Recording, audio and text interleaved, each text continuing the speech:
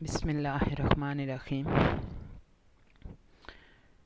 بنگلہ دیش میں عوامی غیظ و غضب کا لاوا جو کئی مہینوں سے ابل رہا تھا آہستہ آہستہ ٹھنڈا ہونے لگا ہے۔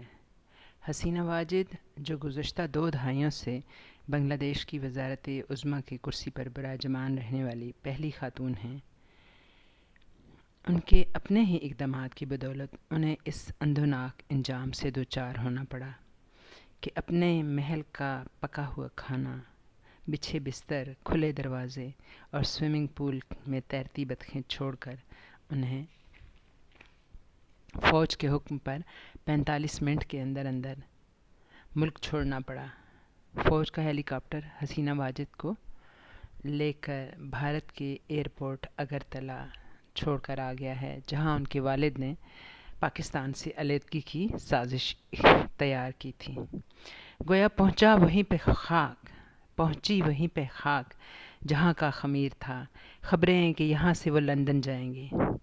77 سالہ شیخ حسینہ نے 20 سال بنگلہ دیش پر حکومت کی، لیکن ان کی کہانی کافی پرانی ہے۔ ان کے والد شیخ مجیب الرحمن کی قیادت میں بنگلہ دیش بنا، جو اس سے قبل مشرقی پاکستان کہلاتا تھا۔ آزادی یا علیحدگی کی اس تحریک میں لاکھوں بنگالیوں کے جان و مال اور آبرو کا خون ہوا اور مجیب الرحمن وزیر اعظم بن گئے۔ بنگلہ دیشی انہیں بنگلہ بندھو یعنی بنگالیوں کا باپ کہتے تھے، لیکن ان بنگلہ بندھو کا رجحان تیزی سے ہندوستان کی طرف ہونے لگا، پالیسیاں بدلنے لگیں۔ بنگلہ دیش کے باسیوں کو اپنی آزادی اور ترقی کے سپنے ٹوٹتے نظر آئے تو انہوں نے فوج کی قیادت میں مجیب الرحمن کے محل کی اینٹ سے اینٹ بجا دی۔ ان کے خاندان کے ہر فرد کو قتل کر دیا گیا۔ تب مجیب الرحمن کی بیٹی حسینہ واجد کلکتہ میں زیر تعلیم تھی، اس لیے وہ بچ گئیں اور کئی سال کے سیاسی گٹھ جوڑ کے بعد وہ وزیر اعظم بن گئیں۔ ان کا ابتدائی دور بنگلہ دیش میں معاشی ترقی کا دور تھا اور ان کا گراف کافی بہتر رہا، لیکن پھر کرسی کی ہوس نے انہیں غیر آئینی، غیر سیاسی اقدامات پر اکسایا۔ انہوں نے جماعت اسلامی کے 80 سال کے رہنماؤں کو غدار کے نام پر پھانسیاں دیں، اپنے مخالفین کو جیل میں ڈالا، صحافیوں پر سخت قسم کی پابندیاں لگائیں، الیکشن میں دھاندلیاں کرائیں۔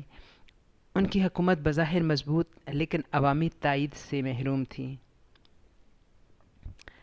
سرکاری ملازمتوں میں فریڈم فائٹر کے بچوں کو 30% کوٹا ملتا تھا اور اب ان کے پوتے پوتیاں یہ فائدے اٹھا رہے تھے۔ اس کے خلاف مظاہرے شروع ہوئے۔ جلدی اس میں دوسری حکومت مخالف قوتیں جو تھیں وہ بھی شامل ہو گئیں۔ شیخ حسینہ نے اسے طاقت سے دبانے کی کوشش کی، لیکن فوج نے ان کا زیادہ ساتھ نہیں دیا۔ پھر بھی آج کے دن تک 300 بنگالی شہری مارے جا چکے ہیں اور بے شمار زخمی ہیں۔ کرفیو لگانے کے باوجود ڈھاکہ میں ہنگامے شدید ہو گئے۔ لوگ وزیر اعظم کی دیواریں گیٹ پھلانگ کر سینکڑوں کی تعداد میں اندر داخل ہو گئے تو فوج نے وزیر اعظم کو ملک چھوڑنے کا حکم دیا۔ آرمی چیف نے عبوری حکومت کا اعلان کر دیا ہے اور وعدے کیے ہیں کہ وہ بہت جلد انتخابات کرائیں گے اور عوامی مطالبات کو پورا کریں گے۔ جن کا نقصان ہوا ہے ان کا ازالہ کریں گے۔ اب آگے دیکھیے ہوتا ہے کیا کہ ہمارے ہاں تاریخ جو ہے وہ کچھ مختلف ہی بولتی ہے۔